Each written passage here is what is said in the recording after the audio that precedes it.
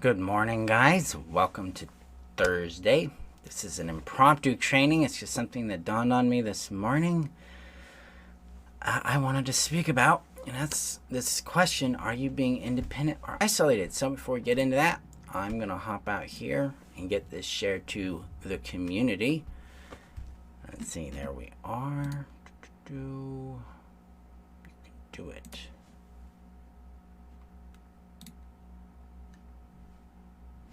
Did it work? Let's go look. I don't think it did it. And no, I didn't do it. Okay, so we're gonna share that together. Sometimes these things don't do what they're gonna do well. All right, there we go. Okay. So, good morning, guys. Nice to see you all. Hi, Connie. Hi, Ray. Hey, Laura. And hi, Kirk. Good morning. So today, there's this question: are you being independent? Are you being isolated? A lot of times, for people that have dealt with codependency, they have the experience of either totally enmeshing with someone and kind of losing their sense of self, losing their own independence, needing somebody, really, really deeply.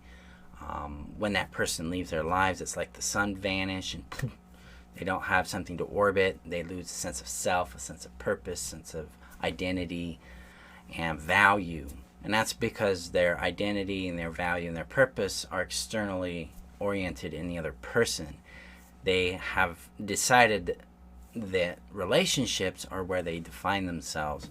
And that's because of their abandonment they went through as a child, so that their identity, their attachment wasn't allowed to mature into a sense of self.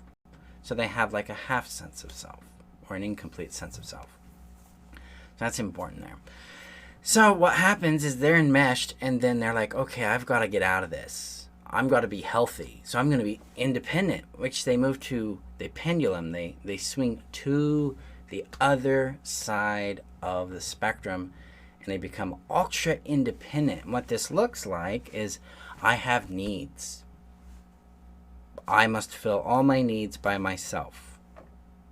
I can't be hurt or reactive or responsive to not getting something from someone else. I shouldn't feel needy. I shouldn't have these feelings. I shouldn't be hurt by somebody's criticism or rejection.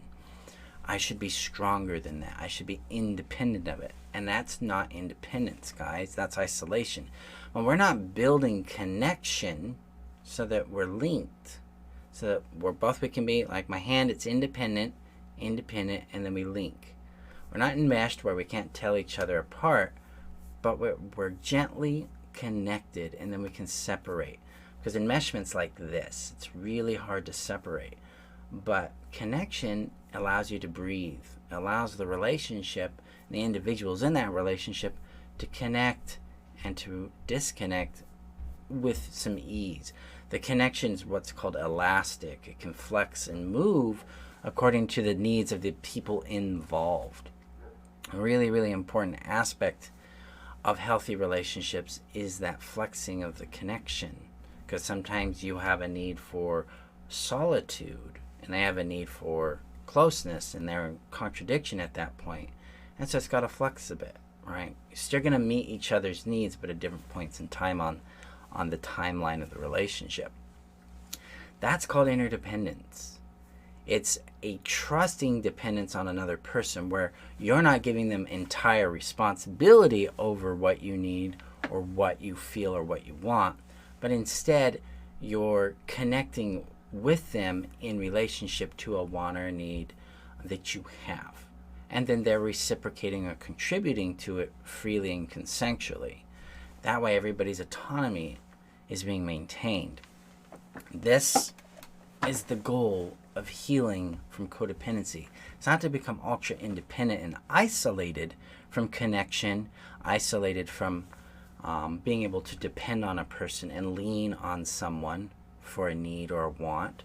It's not about that. It's about building reciprocal consensual connections that allow you to experience fulfillment, to be seen, to be valued, to be nurtured, to be cared for, to be sheltered. So that's kind of the impromptu thing here. Are you being independent or are you being isolated? So healthy independence means, hey, I can pay my bills. I have a purpose. I have a direction for myself. My sense of value is autonomous to me. I don't need you to validate my worth. I have it. I'm taking responsibility for that. It means that I know what my needs are and I'm able to proactively ask for them, connect with people for them. I'm willing to take the risk to be rejected. Independence is about respecting the autonomy of self and other, so that it's all consensual. Because my relationship concept is built on consent and connection, reciprocity. So with those two kinds of things in action, you get a healthy relationship started. So healthy independence is also, hey, I'm willing to own what's going on in my life and then take action towards my dreams, my desires, my needs and wants. I'm not dependent on somebody else doing something so I can do something. And the way that would look like in a codependent sense would be like, I'm waiting for them to give me permission to go out and do the thing I need to do. I need somebody to believe in me before I'll take action. I need someone to love me before I believe I'm lovable. It's another place of codependence there. When we get back to independence, it's like, I choose to be lovable. I choose to believe in my own value. I choose to feel my own value. Tap into that somatic sense of joy that I am, and then contribute to the world from that place. Really, healthy independence is really about connection, contribution, being seen, being witnessed. Whereas isolation is about hiding. It's about not being seen. It's about fear of rejection, fear of criticism, fear of being misunderstood, fear of being attacked, fear of being discarded. Now, those things, they're going to happen. That's kind of the function, it's part of the life, right? And when we allow those things to become a little more normalized, to say, hey, yeah, I'm going to get misunderstood. I may even be criticized or attacked or questioned about myself or my validity, those kind of things. And we don't run into hiding, but we move towards connection. We move towards a little interdependence. And we say, hey, I need some feedback on this. What does this look like to you? And we're asking people who know us, who have, because of their persistent pattern of behavior, earned our trust and our vulnerability, that have displayed that they care about how we feel, they care about who we are, and they care about our happiness. Okay? So how do we know if somebody cares about how we feel? Well, they're going to ask you how you feel. They're going to respect how you feel. They're going to respect your no. That's one of the big green flags of people giving a shit about how you feel, is if you say no, they're like, that's fine, okay. If you ask for time or solitude, they're fine with that. These are, if you ask for connection, they negotiate a time and place kind of thing. They show up and they're empathetic, they're kind, they're direct, clear, and simple because they care about how you feel. When you can know someone cares about who you are because they ask about who you are. They ask how you're doing in the things that matter to you. They give you enough mental space in their head to retain your priorities, your goals. They ask about those things, like, how is it going for XYZ? Oh, wow, really, you're making that happen. That's awesome. They support you. They don't have an agenda to make you supply them with something. Their agenda is for you to be happy, to accomplish things that matter to you. So, and then there was that other one I'm trying to remember. It just kind of tanked on me. Little brain, come back. But this being valued is the point. And so interdependency is built with people who give a shit about you and your well-being. Okay? So if you're off in isolation land, you're cutting yourself off from people. You're cutting yourself off from the opportunity to be seen, valued, understood, and nurtured. You might think it's independence because, hey, I don't need anybody, but that's isolation. And that's going to lead to deep loneliness because we're an interconnected species. We have a fundamental need for each other. What the trick is we need to be very decisive about whom we bring into that connection. Okay, so last week I talked about this little 3-step process I use for helping us make that happen. That would be what, how, who. And codependents are always like, who. I got my what, now I'm going to go find a who and squish the who into my what. Doesn't work that way.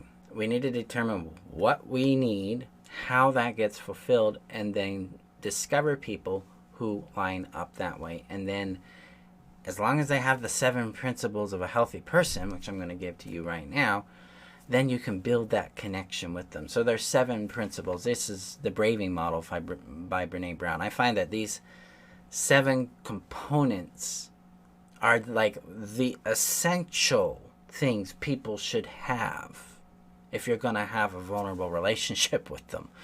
This isn't an ideal, guys. This is the must-haves. This is the flour to the bread. If you don't put the flour in the recipe, you just have a mess, right? This is the flour to the bread. This is what makes bread bread. Bread is not bread without flour. So these 7 principles are not the ideal. They're the essential. In codependency, they'll seem like an ideal. They'll seem like it's a leap. They'll seem like it's a step, like, wow, Marshall, you're really asking a lot of people for these things. But they aren't. People should be embodying these things if they're going to be healthy. We should be accountable to ourselves for how we're operating in these 7 principles. If we're going to show up as a healthy person, we're not going to be in the negligent or abusive spectrum of relating. We need to be really, really committed to these 7 principles. So here they are. So, I'll give you a second if you want to write them down. I'll take it slow. B. It's an acronym for Braving from Brene Brown. So B. B for boundaries. Do they respect my boundaries? Do I respect theirs? Am I respecting my own boundaries? Okay. So B for boundaries. R for reliability. Am I being reliable in the relationship? Am I showing up? Am I keeping my word? Do I have a predictable pattern there? Are they showing up predictably? How are they showing up in that predictability? Am I showing up predictably for myself? So there's always 3 elements in this. There's me to you to me, and me to me. Right? So that's what's going to happen there. And notice I don't say you to you because I don't know how you're showing up for you. The codependent would probably go there. They'd be like, I need to know what you're doing for you. No, you don't. You just need to watch their patterns and see how they're showing up, and then you'll be able to see that, but your focus needs to be on you. So we got B for boundaries, R for reliability, A for accountability. Are they taking accountability for their choices, their actions, their deeds, their desires, their feelings? Do they own them? Do they take responsibility for these elements?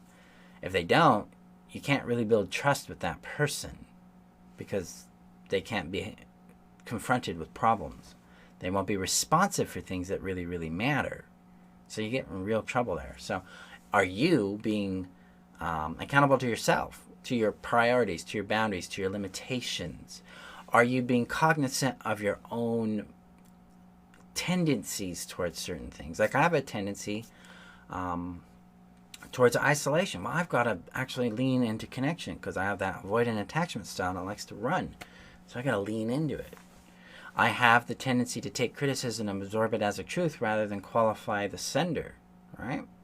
I need to know these things about myself so I can be accountable to myself. Am I really screwing myself here, Marshall? That kind of thing. Are they being accountable to themselves? Are they being accountable to you? Now, really, that second one, them being accountable to themselves, you can't really judge that because you're not in their yard, so I'd leave that alone. So I'm wrong there. But B, are they accountable to you? When you confront them with a problem or a concern or a complaint, bring it back. What are they seeing there? What's going on for you? Because if they're not accountable, guys, that's your big red flag. It's over. Especially if you're getting to know this person. If you're in let's paint a context. If you're in the dating, getting to know context of this person, they don't take accountability for something you confront them on, run. Don't sit there and... It's one of those fundamentals that we have undue tolerance on. Oh, they didn't take accountability. It must be trauma or something. Confront them if they don't take accountability. Maybe they come back and they're like, yeah, I'm really sorry for what I did last night. Okay. Then you say, here's how I'd like to be treated going forward. What do you think about that? And let's say they say, yeah, that's reasonable, I'll do that. And yet they do the thing again. You don't see a change in behavior. What do you think you should do there? Let me know in the comments what you think you ought to do there. And then I'll answer that in a minute. But you got to understand here, when it comes to accountability, it's what people do after the confrontation. It's the change in behaviors that matter, not words. Words are shit. And it's the pattern behaviors that tell the truth. So be very, very sober there, guys. So that's accountability. V for vault. Do they keep your privacy? Do you keep their privacy? Are you keeping things that you want to keep private with yourself? So are they out there gossiping or something like that? So V for vault. I for integrity. Do they keep their word? When they don't keep their word, are they accountable? Because we're all going to screw up on integrity at some point. So how do they respond? How do they take responsibility for it? Am I keeping my word to myself? Am I keeping my own boundaries, my own principles, my own core priorities, core values, my own limits? Are they keeping their word? When they say they're going to do a thing, do they do the thing? All right? Am I doing the thing that I commit to doing for them? That kind of thing. And for non-judgment. So, do I feel safe confessing and sharing things that are sensitive to me? Things that I might fear judgment on, or I might even have a little shame about. Because in a relationship, a safe relationship, non-judgment creates a container for being witnessed and understood. If we're not willing to be non-judgmental with a person, or they're not willing to be non-judgmental with us, then we need to be really clear about that and step away from the relationship at any vulnerable level. Really, really, really important here. Non-judgment is critical to intimacy. It's critical to understanding the person. So if a person feels safe to reveal themselves to you, they're making a huge investment in you and something to cherish. So are you being non-judgmental to yourself? Are you being non-judgmental about them? Are they being non-judgmental about you? And then G for generosity. This is where we give people the benefit of the doubt as they earn it. Generosity is something, it's almost like the result you get from following the other 6 principles. So if I'm respecting boundaries, being reliable, accountable, maintaining the vault, having integrity and non-judgment, I'm going to be generous with myself. If the other person's doing those things in response to me, there's going to be generosity afforded to them. So it's generosity is earned. That keeps us in check with undue tolerance. Remember, undue tolerance is tolerating things that do not deserve to be tolerated. Like abusive behavior, 0 tolerance. They do it once, especially in the dating experience, get the hell out. If they do it once in a long-term relationship, confront it.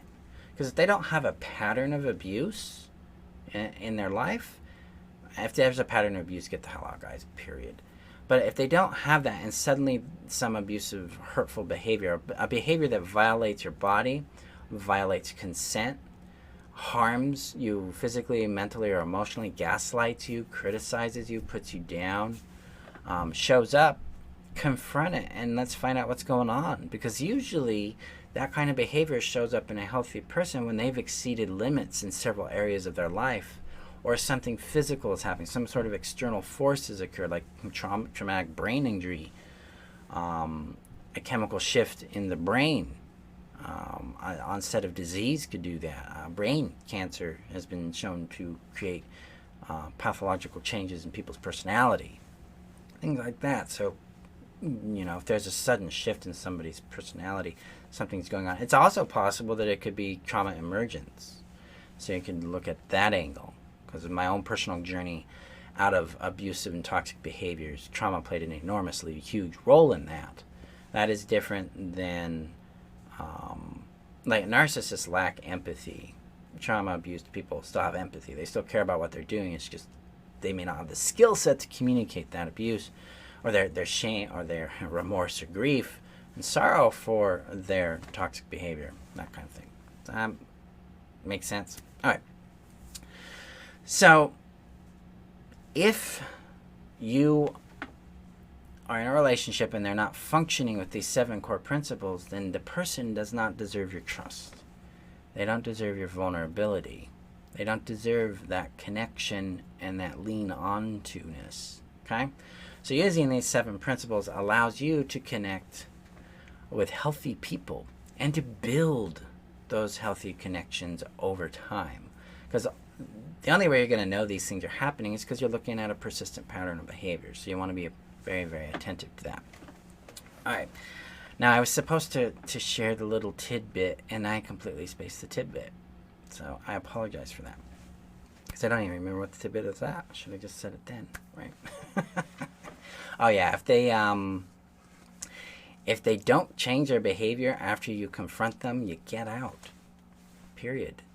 Zero tolerance for this stuff, guys. Okay? So, that's my little bit on being independent or isolated. If you're isolating yourself, that means you're going into fear of rejection, fear of criticism, fear of betrayal, fear of abandonment. So you're going to become ultra independent, try to meet all your needs on your own. You'll know you're being independent, you're being isolated because you're becoming very, very lonely and very, very scared. Okay? When you move towards interdependence, you're starting to face fear, but you're also having the experience of rejection and acceptance, rejection and connection. You're starting to get nourished. You're starting to get to know people and discover people and build relationships and friendships. Interconnectedness is the goal. We move from codependency to interdependency, not isolation. Now, independence in our core areas of emotional, meeting our needs, being proactive in our needs. We're not dependent on somebody to come and care for us. We're going to advocate for our needs. Our sense of value is independent of them. They can validate the value, i.e., like, I witness your value, I'm a witness of it, but we control it. We maintain our sense of value, our boundaries, our well-being, and we're taking action in our lives. That's where we're coming from independence. If you're codependent, you're enmeshed with the other person, you can't escape. They leave you, you feel devastated. You might even go into the trauma bond cycle there. You can be real mindful of that. So, ask yourself that question: where am I being codependent? Where am I being isolated? Where am I being independent? Where can I be interdependent? And with whom can I be interdependent?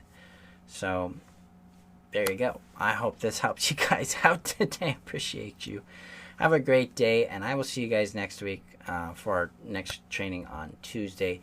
Now, if you're struggling with if you're struggling with the emotional trauma of narcissistic abuse, or if you're dealing with love addiction, the Rapid Heal system is ideal for you. It's very affordable. You can get it for $25 a month for 4 payments, or just pay $97 up front.